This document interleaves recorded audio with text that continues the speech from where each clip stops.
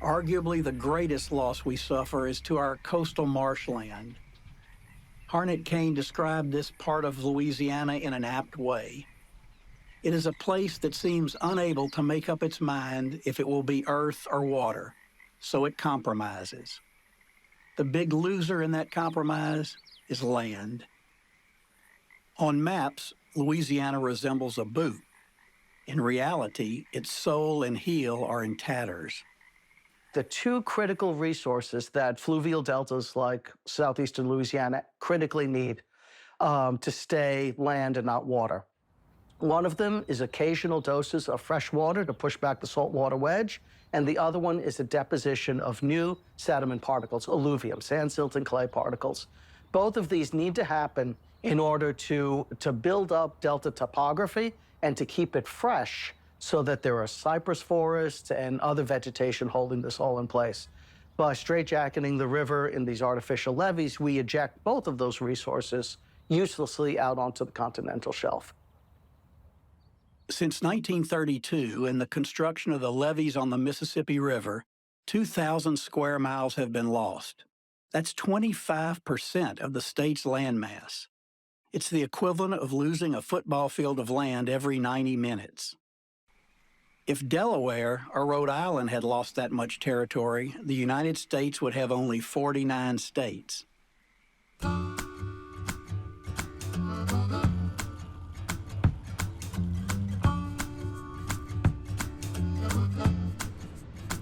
Right now we are on Lake Verret. Lake Verret is on the outside of the Atchafalaya Basin now since the 1940s. They built the levees so this area wouldn't flood as much. And it looked like the last 20 years we've been sinking our water levels from when I was a young kid. These cypress trees didn't start growing in water. They were growing in mud. And now the water's higher and now they're in the water. With the rise in sea levels, it's already disappearing quick because we got so much coastline. So, you know, your hurricanes are gonna cause more damage because they're gonna come further inland. And all your Gulf Coast states are gonna be impacted. I think Louisiana is gonna be the worst. And even the East Coast, you know, all the way up to New York, all your low-lying areas. I mean, I don't care if you're on the East Coast or the Gulf Coast, you're gonna be in trouble. Efforts are underway to stem the tide and rebuild the coast. Thanks to settlement diversion projects like this one, you're looking at the newest land in Louisiana.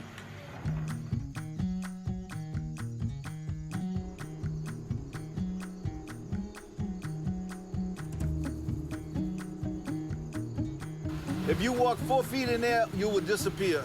Not forever, you can turn around and walk back, but This was all open water. all of it. See all them birds?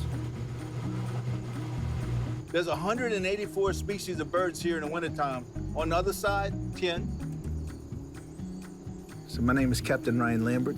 I've been guiding these waters for 45 years now in Buras, Louisiana.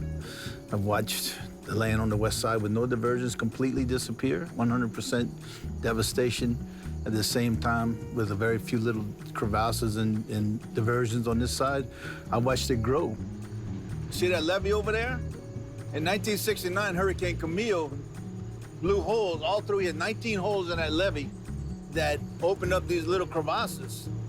And since then, they've been growing land, and that's how I've learned everything I know about restoration is watching those little crevasses and little diversions build land. I mean, we did this by building the levees after the flood of 27 for flood control and navigation of the Mississippi River, but we didn't have a mandate for restoration. We didn't know what it was gonna do. For 90 years now, we haven't replaced it. It's just sinking out of sight. Here we are, we lost 2,400 square miles of Louisiana. Look at all the hermit crabs, fiddler crabs on the bank. Look at that. Look at that. So all this land that we're seeing here to the left, this is all new. All brand And new. how long ago? 2 years. Just 2 years. Jeez. Yeah. This was Bay Denise. It was a bay. As far as you can see, those trees back there, this was all open water. And within 2 years, we built all this. When you have river sediment, you can manipulate it, slow the water down, expedite the growth 10 times. And what we're seeing right here is just that. That's the sediment that has been deposited from the river as a result of this diversion. Within another month, all this will be vegetated all the way to the end. And then it just extrapolates and it just keeps growing and growing and growing. You're building land for habitat and for tidal surges. It's a win-win any way you look at it. So what we're seeing here is a double impact for Louisiana. For every mile of marsh you have, it knocks the storm surge down 1 foot. Louisiana and New Orleans in particular cannot survive if we don't do this because the water is lapping on it. It's going to break that marsh down till there's nothing left to protect us. This is awesome because we've talked so much about the land loss we've suffered in Louisiana. We're now reversing that and building land in areas that used to be land, then became water, and is now being restored to land again. Man, I thought this was all existing already. This is all new, too. Wow. Look at this, an island popped up. Look, last month this was underwater because now the river dropped out. Jump out and go walk out there. I'm 4 miles out from the Mississippi River in Quarantine Bay, and I'm standing on a sandbar that stretches for about a mile. It's newly created land, sediment from the Mississippi River, man-made, Mother Nature-made, and this is what we need to do to save Louisiana. This will be our next barrier island. However, it's a massive challenge, not only to Louisiana, but to the nation and the world. In fact, it is as important to the people in Chicago, Sheboygan, Shanghai, and Shreveport and Shongaloo as it is to those in Shack Bay, Schriever, and Chauvin. Many facets of Louisiana life and the many contributions Louisiana makes to the world are dependent upon the viability of the coastal marsh. Unlike our neighbors to the east, who beckon tourists to their white sandy beaches, Louisiana has a working coast, and it feeds the nation in more ways than one. The state quenches the nation's thirst for oil and gas. We're the second largest producer of oil in the country. We also generate 25% of America's natural gas and petrochemicals, most of which are manufactured and shipped from the coastal marsh.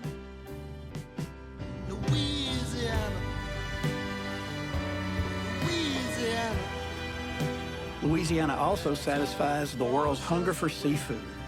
We're the second largest commercial fishing state in America and the #1 producer of shrimp, oysters, and crawfish.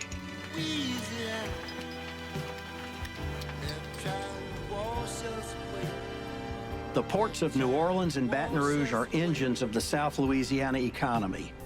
In addition, the Port of South Louisiana, which is centered in Laplace and stretches for 54 miles along the river parishes between Baton Rouge and New Orleans, is the largest tonnage port in the Western Hemisphere, as well as the largest grain exporter. But it's not just people who depend on Louisiana's coast for survival. Louisiana's wetlands also provide sanctuary to some 300 species of native and migratory birds. The sights and sounds have drawn millions of bird watchers over the years, including former President Theodore Roosevelt, filmed walking the once flourishing habitat in 1915, a mere century ago. Today, the coast is a mere fragment of its former self when French explorers first arrived. Grand Isle is the only habited barrier island that remains, and it was decimated by Hurricane Ida in 2021. Yet those who call the coast home are filled with the same tenacity and perseverance of those early settlers who braved the New World, ever resilient in the face of change and the challenges wrought by Mother Nature.